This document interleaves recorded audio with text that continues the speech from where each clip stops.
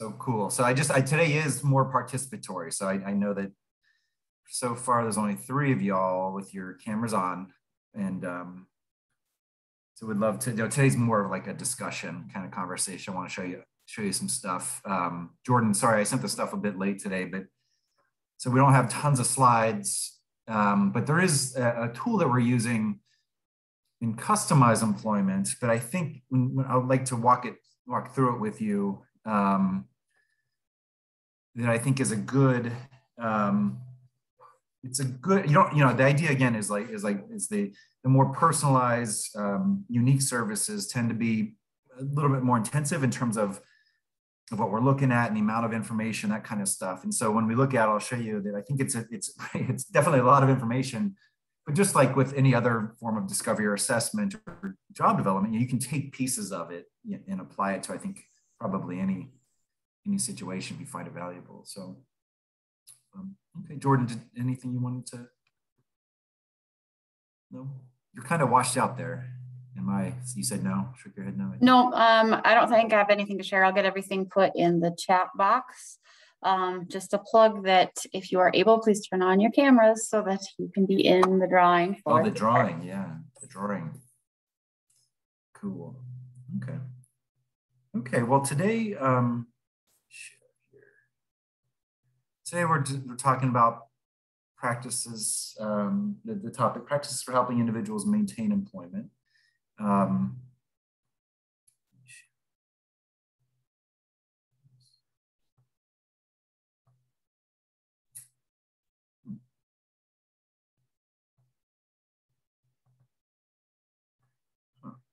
Close it out and come back. It's not showing up.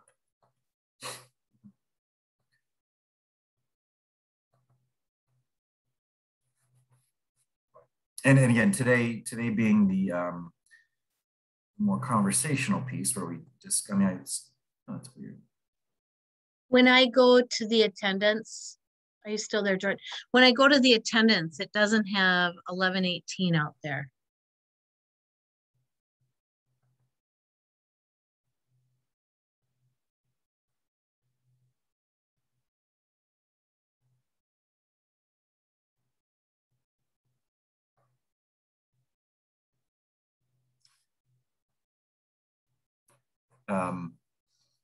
Jordan, you want me to wait until look at that real quick, or? I'm sorry, I was trying to fix my lighting here. I missed the question. What was that? Oh, when I go to the attendance, it has 10:28 and then 11:28, not 11:18. Okay. Please use. I'm sure we just didn't get that updated when we moved it.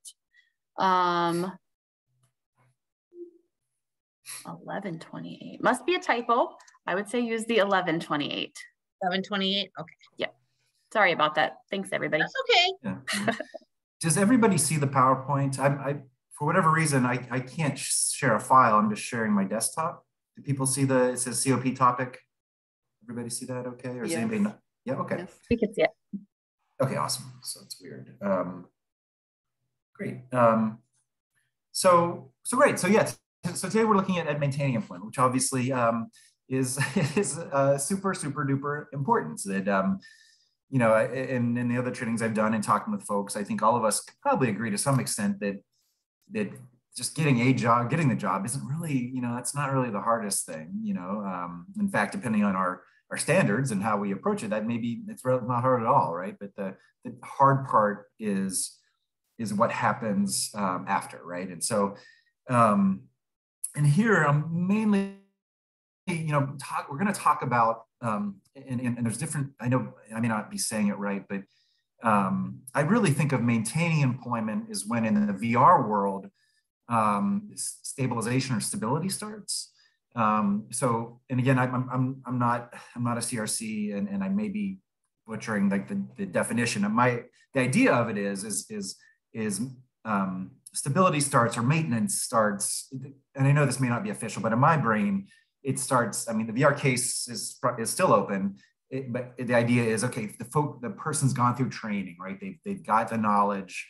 they're no longer like kind of what I would think in my brain, like a trainee, right? They're a new employee, and still learning is going to happen, and development and growth, both on projects and tasks, and then just kind of career oriented over time. But the idea is for me, like maintenance really begin like at stability. It's when, okay, you know, the training part's done, the uptaking, the onboarding, not just obviously not just the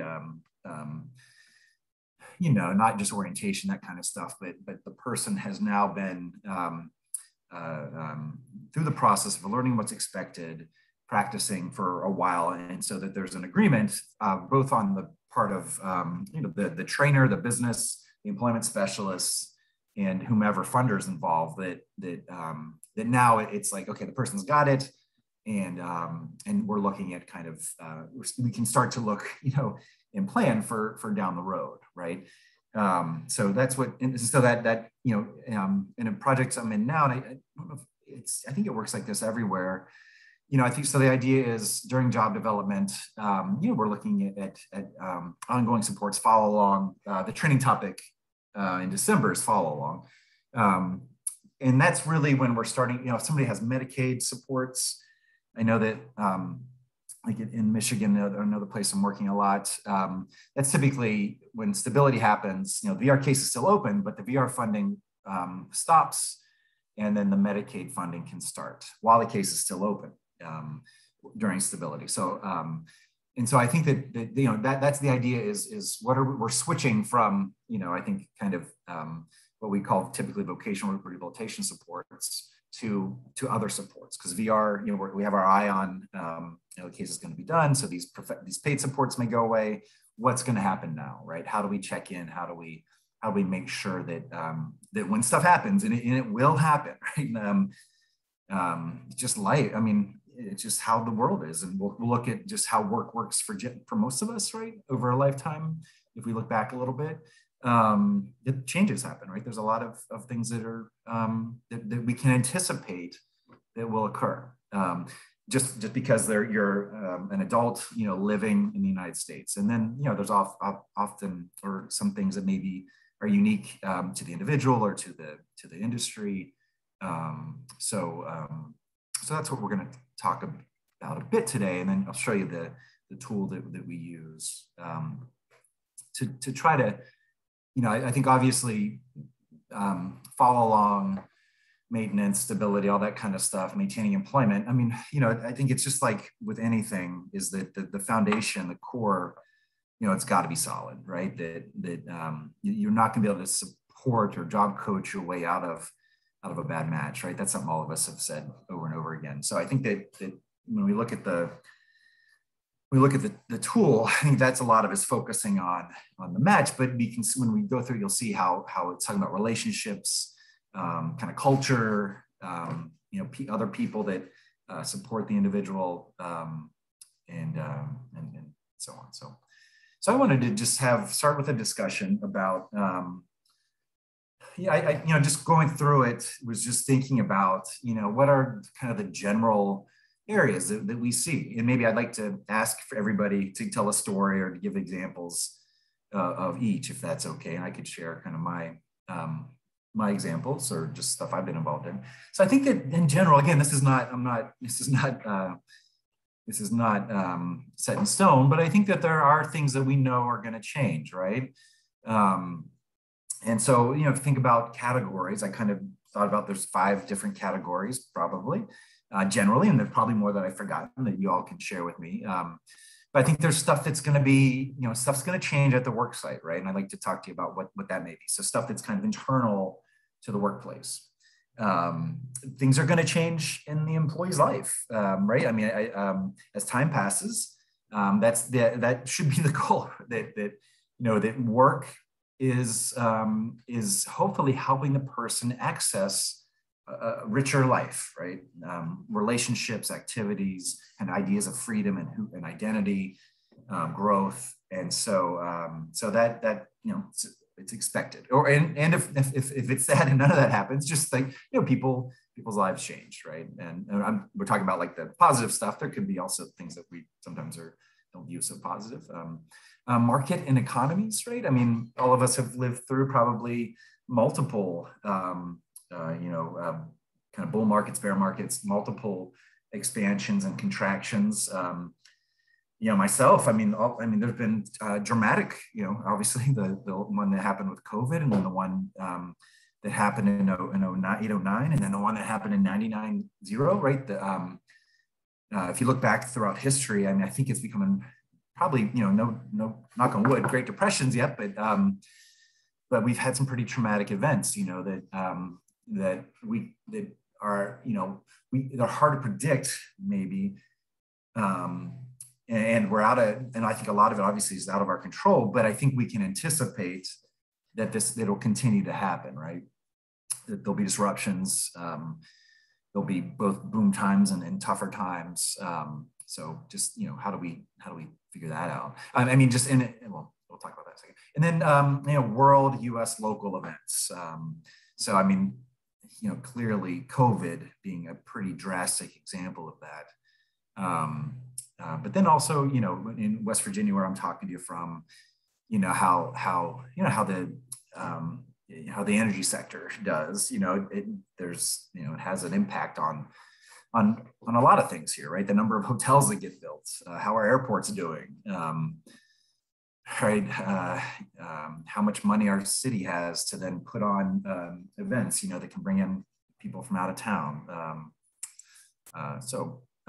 And then I think the last one, work goals or career development, right? So I think, the stuff that surrounds the person and their kind of how they view work and how that changes over time in terms of what they want and where they're headed. So could I ask just for some people to share some examples maybe of, and I think this is like, what are, I think that when we think about maintaining employment, I know that I think that we can talk about trends and we can talk about contingencies and likelihood or probabilities. So we've seen stuff before, right? Or in our own life or in our work. So I think that there's a lot that we shouldn't be surprised about, right? Maybe we can't hone in on the exact specifics, but we can say, in this type of work and this type of setting, we've seen similar things before. There's some things too that, like COVID, again, it's just probably should have known about, but or should have anticipated it. So could I maybe some things like that are works that are contained in the work site that we've seen in the past that are, again, I'm not necessarily good or bad, but just things that will change and make us need to think about maintenance or how we support somebody needs supported. Maybe they don't get along with others, or there's certain coworkers that they just don't mesh well with. Right. So yeah, I'm sorry. So then we need to go in and try to smooth that over if we can. Yeah. Right. So hopefully, and again, if we're talking about if we're talking about stability, hopefully we've addressed that. We've identified potentials or like during the job development and all that. But yeah, so that's one thing, is that coworkers, human being relationships, that they can change, right? There could be new coworkers. Yep. The workload can increase when there are fewer workers, and that's a real concern for me, because you can just get them to learn their job and be able to handle everything, and then they just stretch everybody right too thin. Yeah, and I mean that's something we're seeing. I mean now, right? That when you're short-staffed, people are then expected to do more. Mm-hmm.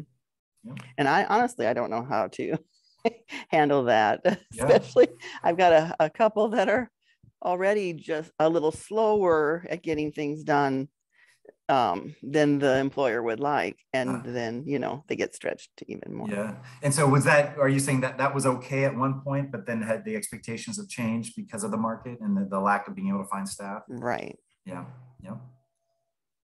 Oh yeah. So like production, I mean that's again worksite related to situational, and then maybe the production requirement changes. Right. Because that to the employer, that's important, the speed. For sure. Yeah, for sure. Mm-hmm. Has anybody ever had a, like, I think that's an interesting, and again, just off the top of my head, like when you measure productivity with longevity, do you find that businesses like look, you're at 40% turnover, you know, this person's up, and I think a lot of it is how do you measure productivity? So like in your case, Starlin, is the business saying, well, they need to get 10% faster, or, you know, or just get faster? You know what I mean? Like, I think that's a part of what we need to figure out sometimes. Yeah, I've had one business where they just wanted me to make sure they got faster. No actual. Right, faster. Yeah. No, just faster. So, and another one where I'm concerned that when they're shorthanded, that they're going to expect my client to move faster, and I'm not sure if she is able to. Right. Yeah, and so that's in maybe a task they're already doing. We've also seen, and we see this over time, that with short staff, that people may be given additional new duties, right, like new responsibilities that they maybe haven't been trained for, or perhaps like when we negotiated the job or we looked at it, you know, that wasn't an expectation. Right. I had a young man who was hired for a certain area of dairy in a grocery store, but they were shorthanded, and so they called him to the cash register, which he was not trained for. And he ended up hyperventilating and crying. And so the whole situation, you know, they would just pull people from one area and put them in another area to fill without the proper training.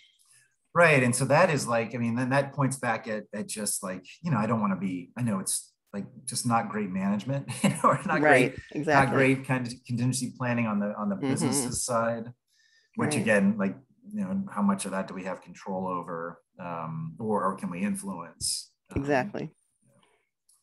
Okay, great. Anything else? Yeah, I have that same thing going on too, where I worry about when I'm not there. So I've been coaching the employer that we're good on these things, but if you shift to other things when I'm not here, you need to make it a step-by-step process and make sure they fully understand what they're doing before. Otherwise, they may just like not want that. And they're doing a really good job. To happen. Yeah. Yeah, they're doing a really good job on these things, but if you stretch, I mean, remember the program I'm working through, I'm concerned about that. So I'm trying to coach the employer along at the same time. Yeah. That's a good idea. And now are you also offering yourself as somebody who can consult or can be a part of that if that happens, or is this after that, like, you know, or is that even necessary? Like, is it like, well, hey, you two can work this out, or I'll play a role if needed? Or I am in the picture for a long term for this person, not one-on-one every hour she is working, but I will phase down, but still be there maybe 2 hours, 1 to 2 hours out of her 15 hours a week, so that she can voice those concerns to me. I started yesterday with, I left 15 minutes early. So I'm trying to prep her, and I do it at the end of her shift so that she's got a good foundation to start with. So I'm hoping it went okay. I didn't get a phone call. So cool. Yeah. Great. Cool. Anything else at the work site that y'all have seen? So we talk about production, maybe additional responsibilities, new coworkers. Oh, and I've also tried to buddy her up with a couple of the employees that are already there. Great. And she felt more comfortable because she said, I made a new friend. That's perfect. Yeah. Yeah. Awesome. Cool. So the thing we'll look at talks a bit about that too. Great. So Jordan, that's kind of where I was wondering if anybody's ever, that's a big one, is new supervisors, management, new bosses. And then this is my, you know, I always use again, I've talked to y'all, it's like for me, it's like the TJ Maxx nightmare. In my experience, it's happened many times at TJ Maxx's for me, where a district manager comes in or a whole new manager comes in, and then just any expectations prior to that person are completely wiped out. and it's almost like you're starting over, which could be good or bad, you know, depending. Has anybody had an experience like that? And Personally. Sure. Oh yeah, yeah, for sure. Yeah. So I've the teaching. I mean, the one time to me that was I told it to somebody the other day. And I probably told you all in some of the other trainings. Is Matt was working there, and you know, he had pretty specific duties that worked well, we thought, and the new dude came in, and like within like the first morning, like the first 2 hours that he was there, he had you know, identified Matt had a Down syndrome label, so somebody with a visible disability, and I was just checking in. I wasn't doing job coaching, just I knew that was happening, so I checked in with Matt and with him, and he pulls me in the back and just starts asking me if I think I mean, I think the words he used was works fast enough or productive enough, and so I was able. We had just had Matt's like annual review. I was a part of like 2 weeks earlier, and he scored all 5s, which were like at the time that. So I was able to be like, oh, you know, you've been here, and kindly say you've been here for like, you know, an hour, you know, and here's the review. I had a copy of it.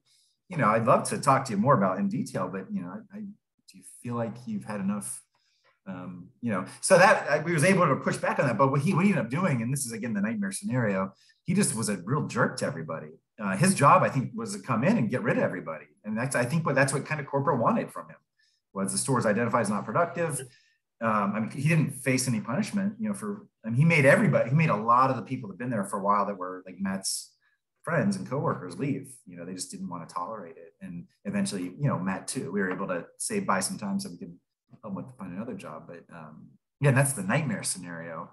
But I've been involved in other situations. Again, it's not, you know, you hope that with time passes, this will be less likely, but you know, where the worker is identified as different for whatever reason, right? And again, this tends to be in corporate environments, because if you're in small businesses, the ownership, the management may change, but the ownership doesn't. So if a new manager comes in, you're able to connect with the owner who has knowledge of the previous setup. But where it's just like, hey, this looks different, you know, whether it's a negotiated job or just the person, you know, uses a wheelchair or you know, just who knows what it is. Folks haven't had too much difficulty with that. I think it's good. Okay, great. Then the other thing about worksite, sometimes, like, you know, in expansions, right, or new contracts or whatever, or new technologies come in terms of how the work's getting done. People need to be trained up. A new timekeeping system, right, or whatever. I mean, these are like things that can really be disruptive. If I mean, they're probably pretty simple to handle if we anticipate and help. But if somebody gets their time wrong repeatedly, you know, for a while, and that's a pain, right? So, okay. What about in the person's life, the supported employee's life, or what are some things that happen there? Just stuff outside of work, just that you've all been involved with. So like their personal life? Yeah, it could be, or that affects their work life. Yes. Yeah. So relationships with others again. Yeah. And then they don't know how to maybe leave it at the door. It's hard for them. I mean, it's hard for lots of people. Sure. Yeah. Yeah. So then it just doesn't make for a very good day. Or maybe. So, and when you talk about relationships, I'm sorry to interrupt. When you talk about relationships, like specifically, do you have relationships in mind, or? Like, say they have a relationship. Significant other.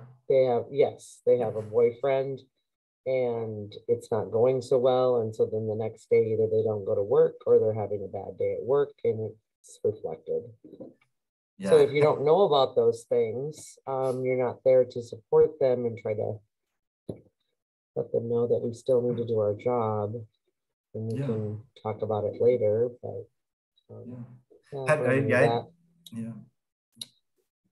we had one time where the girlfriend kept calling the workplace to get hold of the boyfriend, because it was a new relationship. You know, when you're younger, like everything's so raw.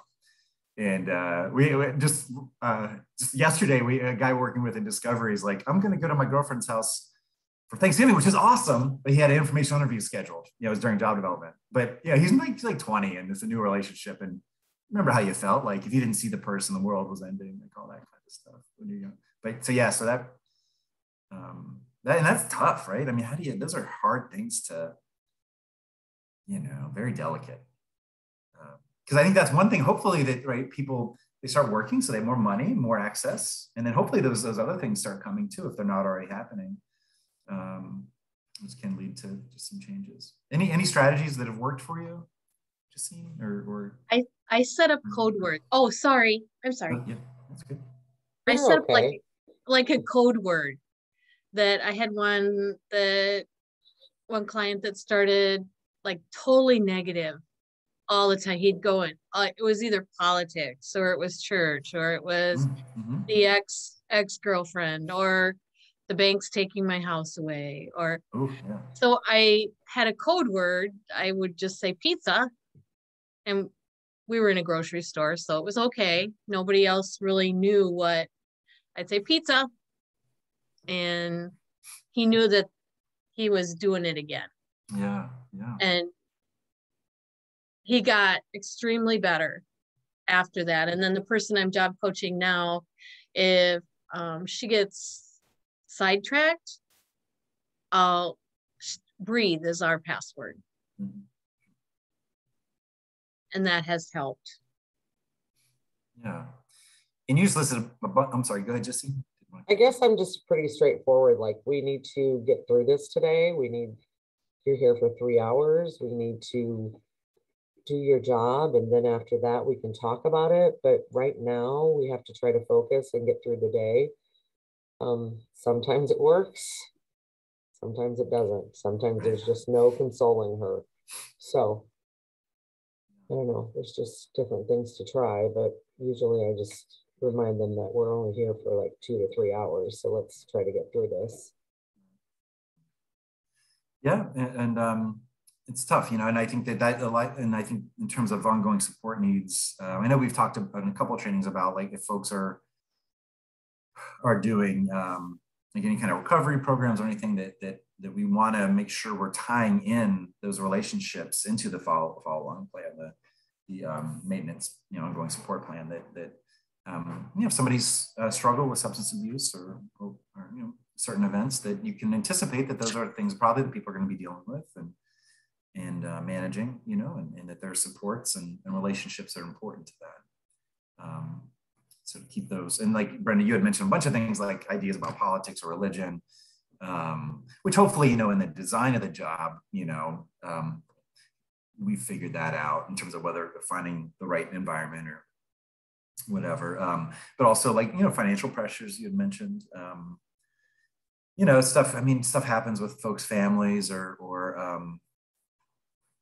moving. I mean, that's something that happens it's quite frequently sometimes when people have services, is maybe they're moving to a new residential new apartment or something. And so figuring that out. Recently, a couple weeks ago, we had a staff. I think we had the house manager actually showed up to the job because like on the first day, because they were concerned about, they weren't involved at all and they don't do employment work, but they were worried because they have a relationship and they came from a good place. But they kind of showed up to voice their concerns to the business, and the business was cool because we had kind of built a relationship a little bit prior, but that was a little bit not atypical, not typical. Also, if somebody has strong family support, which is wonderful, I think it is important to figure out how to help the parents play the right role, especially like as it seems like again, this is generalization, but as folks who are supporting as they get older, folks are involved, and what may be appropriate when somebody's 15 and the involvement's different when the person's 25 or 30, right? And that's again a really tough thing, because typically parents obviously they've been holding the world together, and everybody else has let them down usually up to that point to some extent. So yeah, boundaries, yeah, right. And then just in terms of yeah, if somebody does break up with a boyfriend or girlfriend or significant other and they're lonely, how do you have those conversations? Or, how do you share that with coworkers or, workplace romances, all that kind of stuff, stuff can be tricky. Okay. So I'll go through the other stuff, market economies. I mean, South Dakota's been pretty good for a long time, I think. And I haven't need to look, but West Virginia, like we're just kind of always, we're kind of the reverse, I think, where we're just kind of, we don't have the big booms and busts. We're just kind of always poor for the most part. But stuff changes. Like I said, when hydraulic fracturing was huge a few years back, like in 13, 14, definitely you saw things change a little bit. Again, how that trickles down to businesses is one thing, and then how that impacts workers with disabilities or people with disabilities is another. But I think that you can anticipate that there's going to be times that are leaner, times that are more robust. And so I think depending, also like seasonal stuff, I think that, and that's something that we need to, that we probably need to anticipate when we're helping people with their job. The person I was talking about who's the residential provider showed up. They also, they have, I think they if you've worked with anybody, they have like voluntary overtime and maybe not so voluntary overtime, depending on the type of work. Like everybody gets a choice, but if not enough people volunteer, you have to take your turn, right? And so it's not one of those things like at the Cheetos place where people worked for like 8 weeks straight, like 15-hour days, 16-hour days. But one thing we found out is that so he may work 6 days sometimes. And he also receives SSDI benefits, and so I think that's just something to anticipate, is to make sure we're doing the right planning ahead of time for how that'll impact benefits, 8 months from now, right? If that happens, or 2 years from now, right? Make sure that we have the systems built in. Okay. And then local events. I mean, I guess, world of, like, if you remember, again, in 08, 09, the financial crisis that was caused by not us on this call, but impacted all of us to some extent. Clearly COVID, I remember those of us who worked, during like 9/11 or, I just think there's definitely things change for a little bit, and so I just think, and then local too, in West Virginia, we've had the opiate crisis that's really hit West Virginia hard. And so depending on where you're working or where you live, you're gonna know people, kind of like COVID a little bit, right? Where it's like you start, like when COVID started, when you started knowing a few people to impact, it's like, wow, this is same thing with that, where it could disrupt supports, it could disrupt family dynamics. So, okay. And then the last thing is just work goals, career development. So this is the last thing, the next slides are about this. So I just think, I just think that I talked about this during a training, couple trainings. I do think that we should expect that people will want to change jobs, and depending on where they are in life, I think that there's different reasons and different frequencies for that, for the general American, right? And there are variations depending on if you're a man or a woman, and obviously, if you're a person with a disability, I think we want to understand how the world works typically, but then we also want to understand how people with disabilities or people are marginalized or struggling with work for whatever reason. Could be like refugees or displaced workers, or women going back in the workforce or whatever. How maybe there's some not fair expectations or double standards.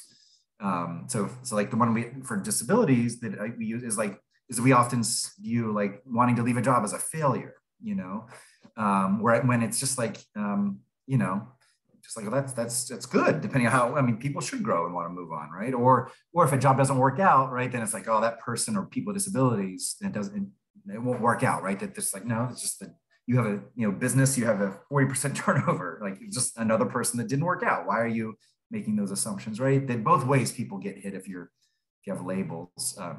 So I just want to make, and this was January 2020. It's going to be interesting to see what happened. And that's when COVID really started. Couldn't find January 2021. It's going to be interesting. You got to assume that based on the worker crisis, right? The workers have options now and they're switching jobs really, that's going to go down a lot, which is not a bad thing, for workers. It's tough for some businesses. But of course, in any situation, it's complicated depending on where you're at. Depends on how you look at it. But this was 2020. And so the median tenure, it was I think it was 4.3 or maybe 5.3. You can find the data on this. But it hadn't changed much from 2020. But so that means that if you look at everybody, take all the workers who have wage jobs, the person right in the middle, right? It's not the average. That'd be mean. It's median, which is what median does is it's not as influenced by extremes one way or the other.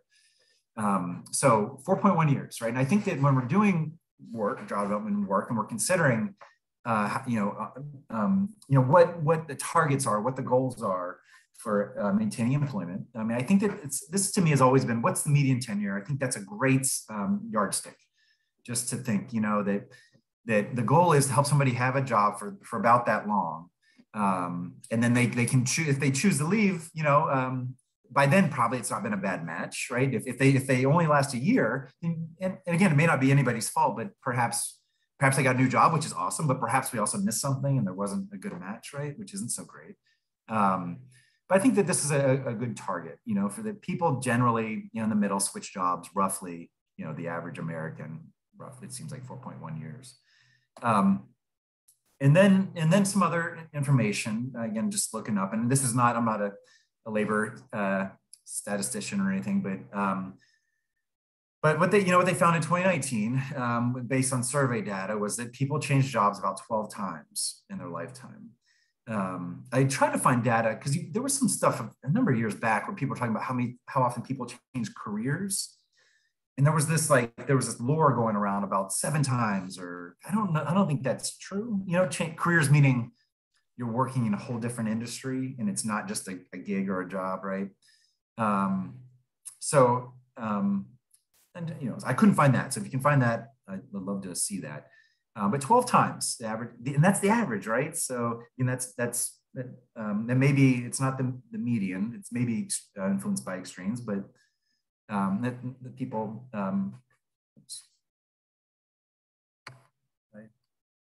okay, sorry. And then this is just so this is actually where that previous one got it. And this just came out in late August of the BLS, Bureau of Labor Statistics, Department of Labor, where they, 12.4 jobs. And again, they're looking at folks who worked from ages 18 to 54. So you're probably going to see that number go up, I would imagine, as things have transitioned from being a company man or woman to now. But what they found is that when you look at that, nearly half of those jobs, about 6 of them, were held from ages 18 to 24, right? So that's the other thing I just think when we're thinking about what's typical for workers, not with just workers in the United States, that what happens is that people have this period of they're in 18 to 24. Like for me, those were like the dangerous years, where you're an adult, but you're not fully formed, and you're going to make your things are kind of touch and go there, or you're not the best person yet. You're making some rash decisions maybe. So I can relate to that, but probably a lot of us can.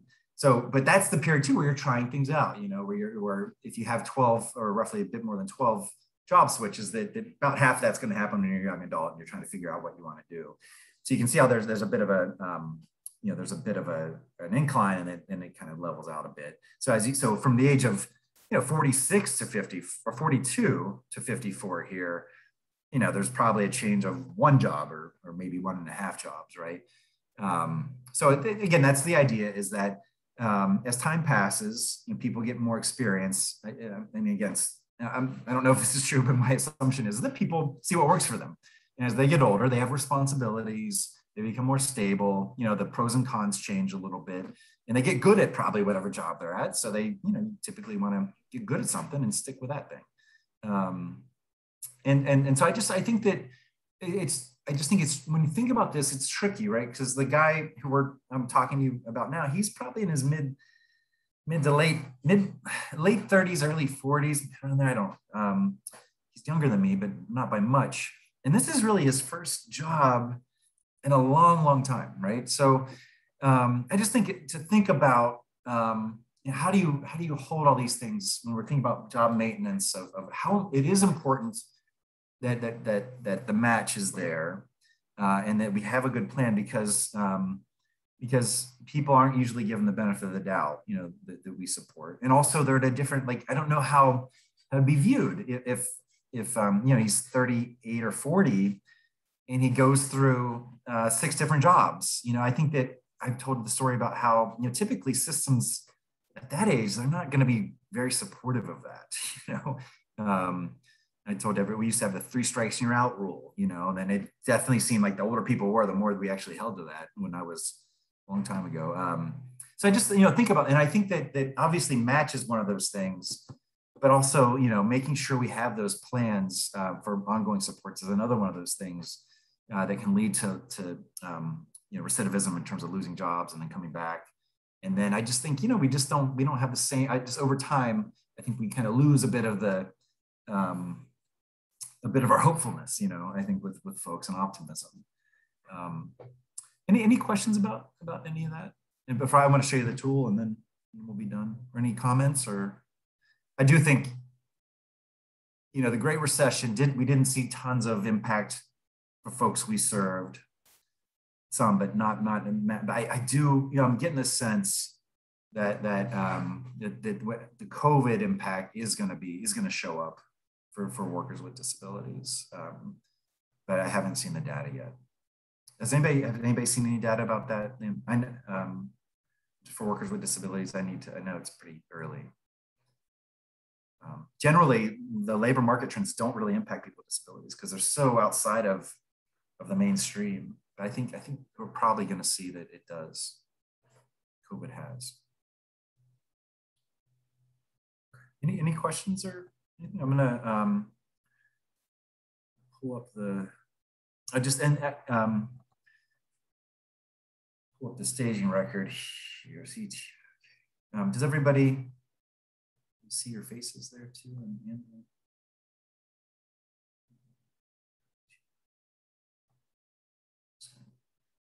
Can somebody say whether or not, do they see again, sorry, I can't share the individual. Do you see it says Griffin Hammonds Associates Consultative Employment? Okay, thank you. We see it. Awesome. So again, this is just, this is customized employment. Again, that's kind of where my main a lot of my work in the past has gone. And it's as things have shifted to CE getting into the Rehab Act, there's a cool, support employment, customized employment. Jordan, I was listening to it a little bit today. I got about 20 minutes into it before I got distracted by other stuff. But, folks are talking about, I just think a lot of the values of support employment and customized employment are trickling down to obviously the Dartmouth version, IPS SC support employment, the idea that employment first, right? That if somebody's experiencing substance abuse or mental health stuff, that employment's not, you have to get things necessarily, you don't have to become, completely okay, or you don't have to have everything in order before you do work, right? The data shows that work is a part of recovery, right? Employment first, just like housing first and all that. So, so I think depending on, in any situation, depending on, you have this, you can read that part, depending on your approach, that you can, you can take what you want from this. But I'll just point out, sorry, to go back up, just like a few of the things that I think, and again, are not customized employment, they're best practices in employment in general, is the idea that again, some of the fundamentals are that we're not the experts in the training. We're not responsible for that. That's not the default, that we're responsible for the training. That the typical coworker would train and teach the person as things are customary and ordered, how they happen, as they would any new employee. And I think that, we'll talk a bit about fading here. We have in the past, but I think that that's a lot of, how well people build those relationships that y'all had talked about and are kind of embedded in those structures like any other worker is. Again, a lot of it depends on, is it a healthy environment? Is it toxic? How do things change over time? But I think that setting that foundation right and having a plan is a lot of the work towards, you have to implement it and you have to do what you say you're going to do and follow through. But I think a lot of the foundations when we talk about relationships and how things typically work. So like, for instance, if, what used to happen a lot and still happens sometimes is because we've inserted ourselves as like the conduit or the interpreter for the person or the representative, I like representative agent, but almost like we're the proxy, like we are the stand-in for the person. So people talk to us and we're stand-in sometimes for the trainer. What I've seen happen in the past used to happen a lot more when we tried to fix it, but like everything be going fine. And then you show up and it's like, hey, this person's not been doing the job well for like 3 months, and somehow, I mean, you've been there checking in but somehow it didn't get communicated to them or to you. And so I think that, and there was no plan, right? And I think that a lot of that happens because the person somehow seen as separate, and they don't know how, or they don't feel like they don't have the skills somehow to it's their work or I told the story about the person at Burger King where like the manager would call me. I didn't create the job, but we helped out, would call me. And it was like the place was 45 minutes away. And she would call me saying that the support employee wasn't doing what she was asked. And I'm like 45 minutes away and she's like literally in the same room or like, in the kitchen. It's just like, I had to like repeatedly like, hey, she's right there. Like we could set up a time I could help you brainstorm, but have you talked to her? No. Well, we talked about this. Like, and so that's not her fault. It's our fault for whoever, or, not fixing it or having it set up poorly. So, and then the second foundation is that we're, that we're using knowledge, information from the employment staff. So we're not going at it alone or customary and ordinary. So, so when we're thinking about this, right, the idea, this is kind of general stuff about accommodations, comments, considerations. But then when we're thinking about, and I think somebody had said that about mentors or colleagues, and I think that that's super, super important. And the problem, of course, is that the role people change. But I just think if we can create that expectation and follow through with it, that we're actually in this approach, we're looking for that, right? In the work, and we're finding a way to prove it. So again, when people use this, we're not asking them to write a novel, but we want them to, a lot of this is just like, we're giving people the answers to what we're looking for. It has been proven, to be best practices, to correlate with a good training and match. And so we want people to think about and make sure that they're reinforcing, that we're not the trainer, that's your new employee using ordinary and typical practices. And then we also want to think about, not just the trainer, but how are we helping the person connect with other workers, right? Even though there's colleagues, even though they're not the manager, they're not the foreman, right? They're not responsible for training necessarily, but how do we make sure that they're connecting and building some work relationships? And this is pretty tough because I think that it goes two ways in my experience. One is that people are really out of practice of being with people who aren't paid to be with them, right? So I think that those kind of, and I'm the same way, working from home. I think I told y'all, whenever I went on a trip and I didn't know where to put my hands. Like, I think I told y'all that. It was like, what do I do with my hand? I'm talking to you in person. Like, how do I stand? It just was something that was like, this is weird. And how do you, talking to people? So, but some people have not met new people, or been around other people for years, right? I mean, sometimes a long time. So it goes that way where it's like, okay, how do you, grease the wheels of, nice social graces, all that. And then, but then, there's two extremes. There's that where people are kind of shy and not sure. And then there's the other extreme where people are so starved for new people that they just it's like a complete talking to everybody all the time, right? And again, they're both wonderful responses to, I think, and just adjustments to change. You get where both of those things come from. And then between those two connections, I think between those two poles are kind of what happens a lot. Just people aren't, people need to make connections in an appropriate way. It's not going to maybe people think they don't like other people, or, you know, just overwhelm people with you know, social media is interesting. I mean, one person I worked with was just, I think I've mentioned that it was tough because she'd, hey, can I have your Facebook? And she'd get the Facebook or whatever. And then she would just like overwhelm people with messages, you know? And it was just, you know, it's cool. It's okay. People are cool about it. It's a little much sometimes. It's caused some trouble. Cool. And then, you know, also, you know, in terms of when we're helping people get trained, is our involvement discreet? That's just meaning, like, are we not overwhelming? Are we not like running people over? You know, are we not trying to be the main actor? Are we trying to check in and get advice and get improvement, but make sure that we're sending the message, you know, that we're a supplemental, we're complementary, or we're part of the process, but it's not our show to run. If that makes sense. I'm having a little difficulty with that because Sure. my clients, a couple of them are used to having other people speak for them. Yes. Yeah. Like a mother or, Yeah. and then also they're a little shy. And then the employer seems to be wanting to talk to me, and Yep. that person isn't even there, you know? So then I try to scoot that person Yeah. into a position where, and they don't want to go, you know? So Yeah. it's hard to back off and It is. not It totally be the is. center. Yeah. Yeah. I mean, totally. I mean, I think it's tough because I think, I want to say, you stand here, you stand here. Right. Talk to each other. You know? Yeah, totally. I mean, what I've tried in the past, again, it's not that it works all, is that you know, it's different things where people talk to me about, you know, basically they're talking to the person, but through me, you know, and so I'll just turn and look at the person, and depending on the person, and I won't respond, right?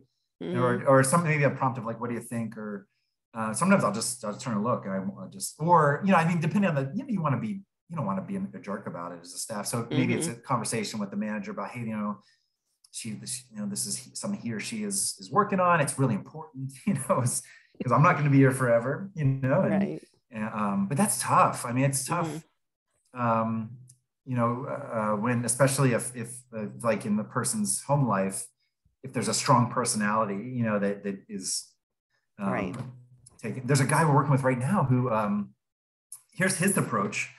His parents are so, this is what we think anyway, we're just starting. His parents are so strong that he's refused to talk to them during the week.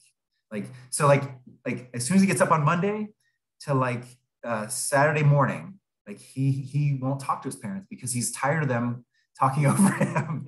And that's not the healthiest, you know, but like they have not been able to figure out. And so our worry, and again, we're not in work yet, we're doing is how does that work with like your sister, or like, so far he's talking to the Dayhab staff. And so, so yeah, it's tough. I mean, I think, you know, I think that part of it is like, what strategy have you used in the past? That's not going to work at work, you know, that you just be overwhelming, you just don't talk to him anymore. Yep. And I think that's the other thing too. It does seem that's where I was headed, just is that it's tough to know, because you know, you don't want, it's not, if you don't want to throw people in the deep end, right? So if somebody's not comfortable talking, you don't want to be like, you got to figure this out. That's not fair based on their lived experience. But on the other end too, like Justine saying, like, you could also misjudge your involvement. And so like I like the supported employment idea of, well, if somebody needs 99% support and they do the one part, we'll start there, right? Wherever you're at, and then we'll fade. But if you misjudge that, like, you could really send the wrong message and then have a harder time fading. Like if the person really just needed 25%, but you offer 99, you know, you've set the expectation. And even if you say to the business owner, like, we'll start when I'll talk to you, but that, you know, that's hard to pull away from.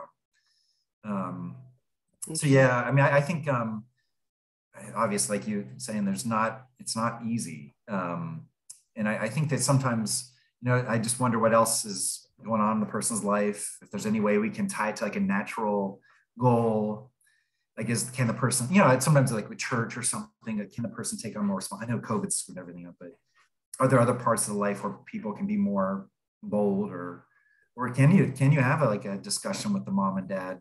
Sometimes they're not the right person to support it, right? Because they've been in that role for so long. Even if they decide, yeah, I'd like to help with it, maybe they won't be believed by their son or daughter. You know, like, so that's why this guy I'm working with, like if we're able to reach the parents, I still wonder if he'll believe them, because it's been so long he's been dealing with that. So, but I do think the expectation, it should be like you're fading, you'll see at the end, it's like fading day one. Like what's the fading? You've got to fade, and that could even be like we said, like you turn around and you walk out of the room for a little bit, or depending on the person. Right. Yeah, that seems to help some. Yeah. I think that building an expectation from the start is crucial. But again, how do you do it in a way that fits the individual and the business? So, yeah. Cool.